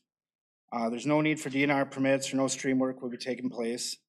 And so as soon as this bridge gets set, which won't be till the spring, it'll have initial inspection by KBIS, and then it'll be inspected every 2 years per WSDOT. So this could be here, like I said, 3 to 5 years. But with all the other town bridges in our county that have big issues, I can see this bridge moving throughout the county to help support the towns. We're pretty good on the county system, but the town, especially the town of Winter, has some issues. Leonard has some issues, and I just see this bridge kind of moving throughout the county. So. Thank you, Mr. Buckles. Yeah, Mr. Chairman, I'd like a motion to approve allocating funds and approving for the purchase of a temporary bridge structure to assist the town of Winter. Mr. Haney. I'll second it. We have a motion and a second. Any further discussion? Hearing none, all in favor of the motion? Aye. Opposed? Motion carries. Thank you. Number 17, economic development. Thank you. The Economic Development Committee met on February 10th. We had a University of Wisconsin Extension Department report from Ms. Nucky gave a written and verbal report on 4-H, the Positive Youth Development Program, Heart of the North, Legislative Day, and community health care programs, which includes substance prevention, youth adult partnerships, and youth advocate for community health program. The department's motto is extension is out in the community. Ms. Gregorian gave a written and verbal report on the NRCS grant received with LCO for food sovereignty programs. The funding is approved but on hold. A TSAT grant will be applied for in April, which combines science with art. The project will feature tribal art murals and may serve as a tourism site. The committee asked about including youth on the county board, and Mr. Alvarado agreed it can be done and will investigate it further. Hayward Lakes and Visitors Convention Bureau, a written report was provided and was reviewed by Ms. Simmons. Effort to bring in tourism revenue despite low snowfall totals include a YouTube series called Crappie Chronicles. Yeah, not enough, I guess. New advertising for ice fishing on Milwaukee radio and Google ads. Snowmobile trails are open and hiking and snowshoeing are popular winter options as well. Economic Development Corporation report, Mr. Lemuru gave a written report on the Governor's Economic Conference. The EDC is writing a grant to obtain funding for a building for the business incubator after the Thrive funding reports runs out. Fundraising efforts with local sponsors are ongoing, and information is posted on Facebook and the EDC website. An accounting profit mastery course was offered on January 8th and 9th with 9 people in attendance. The 25 through 2030 library plan. Mr. Alvarado stated the need for a committee to look at planning for the library system. The motion was approved to create this committee. Motorized trail and non-motorized trail report. Ms. LaRue provided a verbal update on snowmobile trail conditions and stated that the Sawyer trails are open and rated in fair condition. Businesses on the Flowage report good revenue, but outlying areas are seeing winter numbers lower than last year. ATV and UTV opportunities are available throughout the county and use is steady. Mr. Duffy reported on the Berkey. Recent snow and cold temperatures are promising for the race to extend through to Hayward, which we know that to be the case. The decision will be made at the meeting. Well, we know that to be the case. Telemark has been busy hosting races from other Midwestern areas without snow with the snowmaking machines that they have up there. Broadband update. 2 BEAD endorsements were approved and a third has approached us, which we approved in the meeting prior to tonight. Historical Society. Mr. Ferguson updated the committee on projects including a fence and gangster exhibit. There is a new board member that they have, and a citizen has donated videos from the 1940s to the society. And that ends my report. Thank you. Nice job. Letter B, resolution, Mr. Alvarado. Yes, every 5 years, the county is to adopt a library plan, and then annually, every 5 years, the county is to adopt a new or updated library plan. And then that plan is reviewed annually. I believe historically that's been kind of an informal process where the library directors and some of the library board members work on updating that plan. But really, per statute, and this is all described in Chapter 43 of state statute, the county should have a county library planning committee. The county library plan is necessary for the libraries in the county to be a part of the system. In our case, the Northern Waters Library Service. And the statutes also outline that the county library plan should be, like I just said, adopted or prepared by the county library planning committee. They make any changes to it, hold a public hearing. Once they approve it, they file it with the county board. So the plan for the upcoming 5 years has actually been updated, but we realize we need to kind of halt that process and get a library planning committee in place to complete the process. So this resolution formally designates a county library planning committee. This would be a standing committee that we would appoint annually. And it would be comprised of 8 members, those being the Sawyer County appointments to the Sherman Ruth Weiss Community Library, the LCO Ojibwe College Community Library, the Tice Public Library, which is the Winter Public Library, the 2 appointees to the Northern Waters Library Service from the county, and then along with those, the library directors from each of the 3 county libraries. That makes up the 8 members. So you have the resolution that would establish the Library Planning Committee, and then item C would be the appointments, and these are based off of who we have already appointed to these to the Northern Waters Library Service and the county libraries. Mr. Evans. I'll make a motion approving a resolution establishing a county library planning committee. I'll second. Motion by Mr. Evans, second by Mr. Newman to approve. Any discussion? Hearing none, all in favor of the motion? Aye. Opposed? Motion carries. Thank you. Letter D. Did that motion include B and C? Yes. Okay.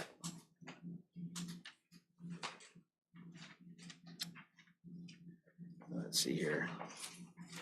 Item D is considering a bead endorsement. So you've seen a couple of these come through the board already. We approved endorsements for Mosaic and Norvado to apply for bead funds. The bead endorsements are due at the end of this month. And last week, we received contact from a 3rd company requesting endorsement. And so the Economic Development and UW Extension Committee met prior to this meeting to consider that endorsement due to the timing is of the essence. Bertram Communications is a telecommunications broadband provider from the east side of the state. They're based out of Random Lake. They've received endorsements from a number of counties in that area.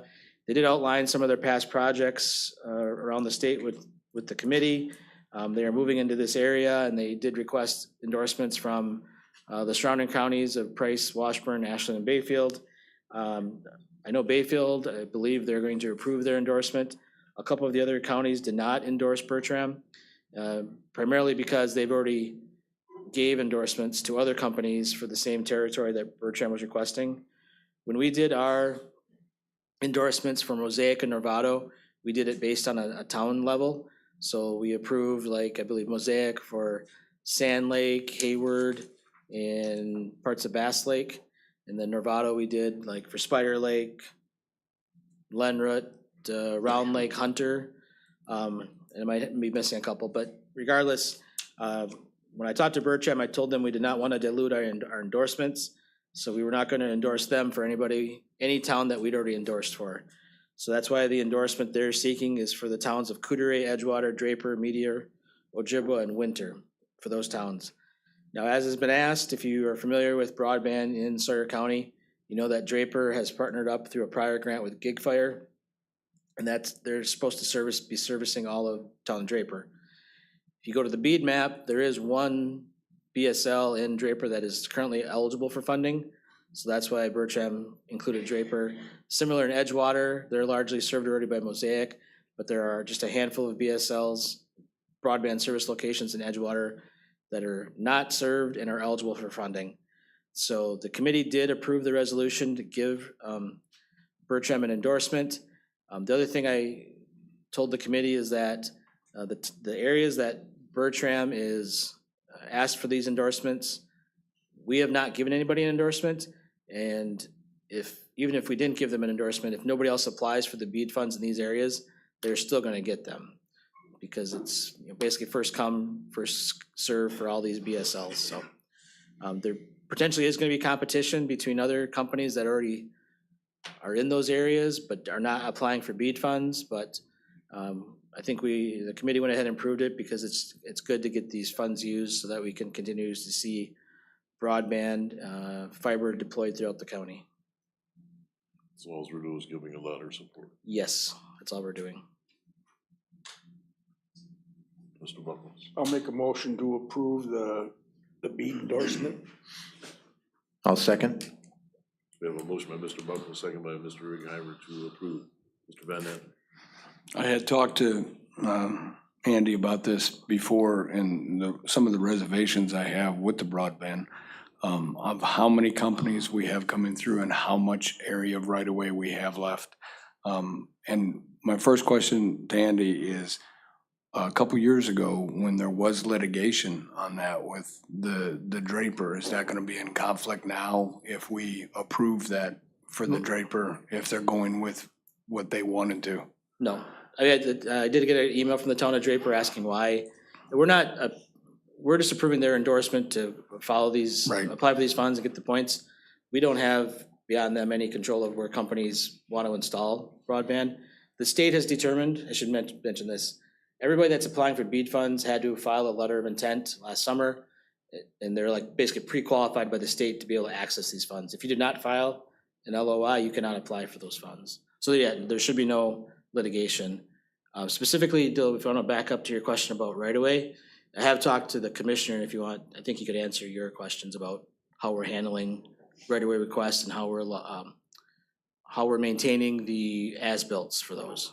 Well, because now that we're getting 5, 6, 7, 8, we in applicable places in town where we have sewer, water, power, we're running out of areas for these to keep coming through. Yeah, and I so- can't address the in town with the sewer and water, but you can answer about your control over the use of the right of way. Yeah, when they submit, the permits, we see the design where it's going and everything, and I do request as-bills once it's completed, sent to the county highway department that keep records of, so we know what side of the road, where it's at.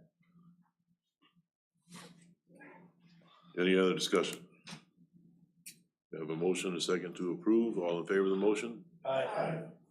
Opposed? Motion carries. Thank you. Letter 18, County Administrator Report. Mr. Alvarado. I do not have a report for this month because pretty much everything we're talking about tonight is the report.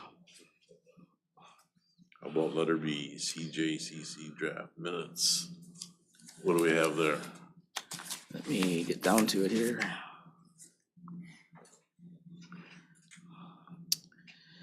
CJCC report, we're still continuing to see, I would say these are good numbers in our jail. We're averaging still around 60 to 70, last days we're down in the 50s for a number of people incarcerated. We also are receiving another grant through the Reaching Rural program. That's a $100,000 award that Justice Point was able to secure for us.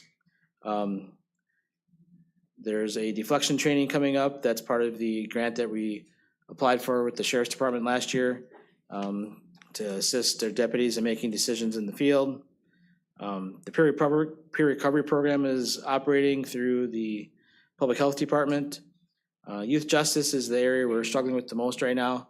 If you're in the Human Services Committee, you know that we ran significantly over budget under youth justice, and that's basically our out of county placements for juveniles in some type of a detention facility. This is now a monthly discussion at CJCC to do some of the same things we've done in the adult area with youth diversion and truancy court to try to address those issues before they result in youth being detained and placed in treatment facilities outside of the county that are significant cost to us. We have, one of those grants has contracted with an entity, Serona Recovery, which is a sister company to Justice Point, which does all of our adult pretrial diversion and treatment court work. LCO updated that they have repurposed some of their shelters to accommodate men and women. And then they also have the sober living facility in Oakwood Haven. The other item that I brought up at CJCC is that we have an MOU with LCO. Our CJCC is a joint CJCC with LCO. And you recall we approved an MOU with the tribe last fall. That was actually for all of last year. And so the MOU has expired already. So we've opened up discussions with LCO on putting one in place for 2025. Hopefully they'll have that. Hopefully that'll be a much more, a much shorter process than it was last year to come to an agreement. And then Julia Lyons, our Human Services Director, and Judge Smith from LCO did attend the NACO CJCC Peer Exchange in Denver, and they'll give a full report on that at the March meeting. Good, thank you. Letter C, resolution. It might be smart to read that resolution. What do you think? You want me to read it? Sure. I can do that. So this was a resolution that was put on to the administration committee Obviously, it is the result of the discussions regarding the petition for the Callahan Mud Lake District, but specifically is not going to affect that process. This is more of some feedback from the board and the request to put together a resolution for consideration to ask the state to make changes to the legislation, the statute regarding lake districts. So whereas and I'll read through the resolution. Whereas in 1974, Wisconsin passed legislation allowing the formation of lake districts, and whereas Wisconsin Chapter 33, Subchapter 4, Public Inland Lake Protection and Rehabilitation Districts establishes the parameters of lake districts, including the formation process through petition to a county or town board and their operation after formation. And whereas through legislation, lake districts have been given legal standing with the ability to tax and eligibility for cost-sharing funds and state assistance. And whereas the process for formation includes submitting a petition to the town or county board showing the proposed name of the district, statements about the necessity and benefit of the proposed district, proposed boundaries, and petitions from 51% or more of property owners within the district. And whereas the petition needs to set forth that the proposed district is necessary, that the public health, comfort, convenience, necessity, or public welfare will be promoted by the establishment of the district, and that the lands to be included will be benefited by such establishment. And whereas after filing of the petition, the receiving entity must hold a public hearing within 30 days, compile and submit a report on the hearing to the full legislative body within 3 months, and take action on the petition within 6 months. And whereas if the district is approved, a preliminary board of commissioners is appointed until the district can elect their own board of commissioners as outlined in statute. And whereas once the district is approved by the county or county board and an initial Lake District Board of Commissioners is approved, there is no future local oversight and the Lake District operates independently and can continue in perpetuity. And whereas the ability to create a Lake District is beneficial, it is often done to address a specific project with the ability to levy for expenses. However, the district can continue to operate and levy once a specific project is completed. And whereas statute currently does not allow the approving body any discretion to put limits on how long the district can exist, the ability to reauthorize the district, ability to monitor the district, and determine if the original intent is being met, to verify that the described necessity for public health, comfort, convenience, and public health are being promoted. And whereas the inability of the approving body to address these potential concerns and exercise discretion in the case of a new municipal entity with the ability to levy creates reluctance in approval of new districts. Now therefore be it resolved that the Sawyer County Board of Supervisors does request that the legislature amend Chapter 33 of Wisconsin statute to allow town and county boards the ability to add conditions to their approval of lake districts that would address the length of time a district can exist, the ability to reauthorize a district, and monitor the work and performance of the district. Be it further resolved that upon approval, this resolution is distributed to surrounding counties, the legislators representing Sawyer County and surrounding counties, and the Wisconsin County Association. Information contained in this resolution was recommended for adoption by the Sawyer County Board of Supervisors at its meeting on February 20th, 2025 by the Sawyer County Administration, should say committee, that word's missing. Ask a question. Who would monitor the work and performance of the district? What committee? All of us, or? I think that's the detail that it's not included in the resolution, but when the legislature were to amend it, they would have to detail that. I make a motion to approve the resolution as written. I'll second that motion. Motion by Mr. Egerheimer, second by Ms. Hessel to approve the resolution. Any discussion? Yes. What about how, when we had the public speaking and whatnot, and all the letters that we've received, what is happening with, so this is, if this is formed and then this is gonna go forward, what about the outlanders that were encompassed in this that they don't want? And then also, do they have the 51%? This resolution has zero to do with Callahan and Mud Lake. Okay. Take that conversation out. All right. This is just, and if board members want to weigh in who have discussed this or asked for this to be brought to the administration committee, this is more about, during the process of reviewing Callahan Mud Lake, there's some Questions that came up? Yes. Okay. And everybody's become more informed about lake districts, and this is the result. This is looking like, if this were to happen, you're looking at years before the legislature probably can adopt it and write new rules. And so this is just, adopting this would be the opinion of the Sawyer County Board that the legislature could make the statute better. Thank you. I think that was a good way to say it, to make it better. I mean, the way I view it, it gives a third alternative. I mean, you can say yes, you could say no. Or if you had this third alternative, you may put some conditions on it, sunset clause only for so long, or whatever that may be. As I think each lake district that may come up down the road is going to be unique in itself. It may be easy answer yes, easy answer no, or maybe a third option is, just as Andy said, you put more restrictions around it and don't, I think it's a serious responsibility. I mean, if you create this, it's probably forever. It's more government, it's more taxes. And in some cases, I don't think it's as easy as a yes or no. Thank you. Anybody else have any comments? We have a motion and a second to approve the resolution request. All in favor of the request? Aye. Opposed? Motion carries. Thank you. Number 19, Board Appointment Committee updates.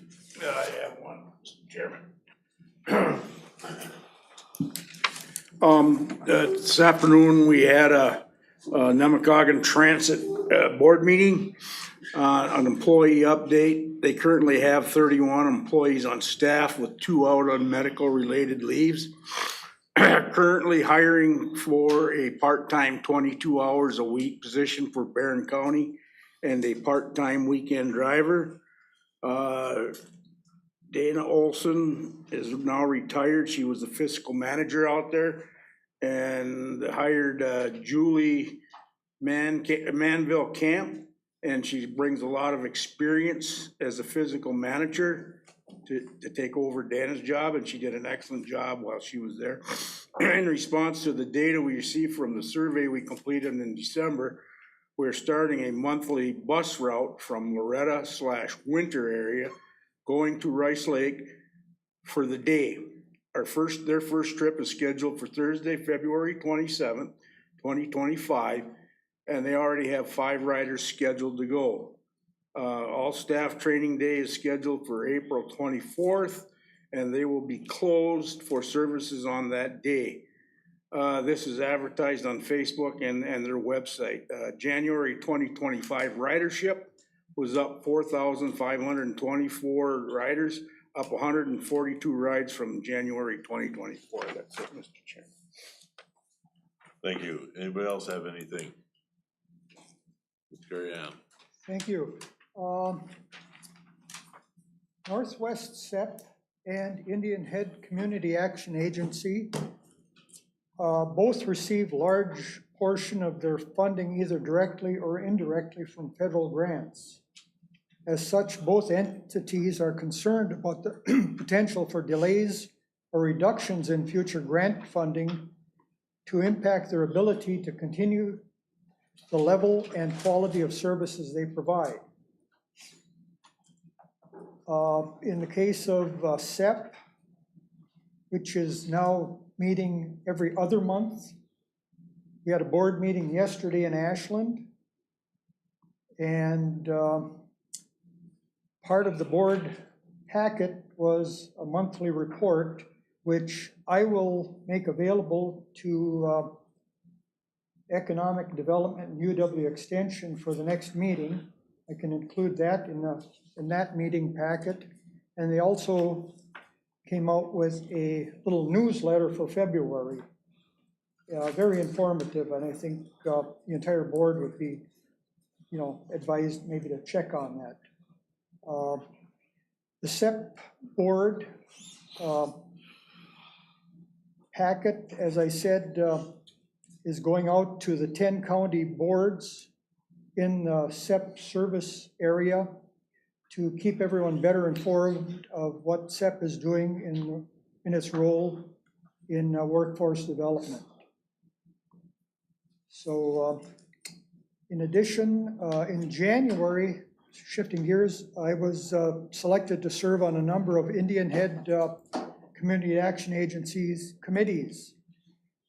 Strategic planning, We've been going over risk management plan for the insurance end of the business, and also the community needs assessment. Every 3 years, they have to do a community needs assessment to see what's changed out there in terms of the demographics. The executive committee looks at grants and vendors, the 2025 insurance for Indian Head, and updating the CEO succession plan. They want to make sure that's in place, so if something were to happen or we lose our CEO, we'd have a plan in place. And also the finance committee. And right now they're going through the selection process for an auditor to review 2024. And next Monday, Indian Head's Finance Committee meets, and that's going to be followed immediately by a full board of directors meeting. So that's what's happening. Thank you. I have a library report. The final accounting came in for 2024, and we had a deficit of $32,000.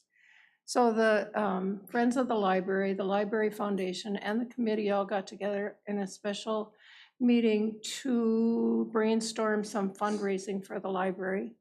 We're going to have a all-library fun day in June, and we are also having an author's night in August with William Kent Kruger as our presenter.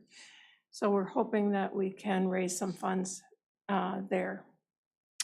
I also have a committee meeting. Ron and I go to the Housing Authority, and the Housing Authority owns 82 properties. They manage an additional 13. They have 3 openings. They have a 1-year waiting list for their properties. Thank you. Anybody else have committees to report on? Are you gonna say something? Okay. Under number 20, correspondence reports, we've also had some emails that came in regarding the Lake District, and the names of them emails that asked to be read. We told them we wouldn't read them, but we'd list their names. And the county clerk has their names presently. Yeah, we have like 5, 6, 7, 8 pages of these emails every time, and people want them read, and that would take too long. But they are in my office if anyone wants to see them. Scott Schultz, opposition to the strawberry zone. R. Van Carol Olson, support for Callahan and Mud Lake District. Boudreaux Family Trust, support for Callahan and Mud Lake District. Lake District Organizing Committee, support for Callahan and Mud Lake District. And some of those letters, the last batch of them, they just got uploaded today to that website on the Zoning Conservation Lake District page. Thank you. Can I just clarify too? We get these emails, you get most of them, and people generally want them read into the record. Well, there really isn't a record to read them into. We don't put them in verbatim, so they do get filed. All the ones she just read, you should have all received either directly from those individuals or from the clerk. So that's the approach we're taking, so that we're acknowledging receipt, but you should already have them in advance. Thank you. Future agenda items, the Lake District will be on next month. We have to make a decision, and it's gonna be on land and water also. Land water, yes. So, and if anybody has anything they would like to get to the county board agenda, please contact the clerk, administrator, or I, and we'll certainly do our best to do that. Thank you for your valuable time. Meeting adjourned.